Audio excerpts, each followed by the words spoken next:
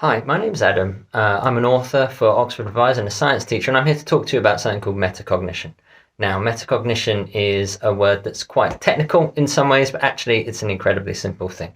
Metacognition simply means thinking about your own thinking.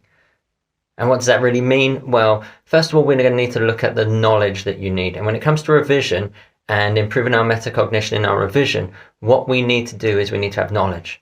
We need to know what we need to know. We need to know if we know that or not. And that's not just a reflection on, oh, I feel like I'm really good at this subject, so I must know it, or I'm familiar with it, or anything like that. It means I need to actually prove I know things.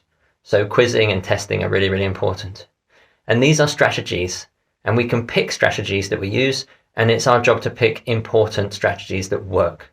We don't want to pick highlighting and things like this. We want to pick retrieval practice. We want to pick exam practice. We want to pick mind mapping, things we know that have tangible benefits to improving our ability to recall and retrieve information when needed to in exams.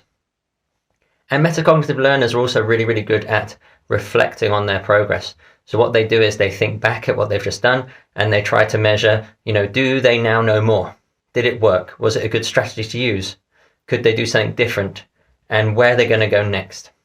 So if I was going to give you 5 tips for being more metacognitively successful when you revise, tip number 1 would be make sure you know your specification.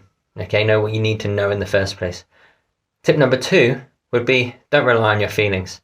Okay, make sure you quiz yourself and test yourself and prove you know things. Tip number 3 would be organized. Know how long you've got, know what you need to know, and know how you're going to learn it. 4 would be, remember, learning is difficult, it's awkward, it's uncomfortable because we're doing new things we're not very good at. If it's too easy, it's not learning. And then 5 would be, check regularly with yourself. Is it working what you're doing? Are you improving? If you're not, talk to a parent, talk to a teacher. What could you do differently? Good luck.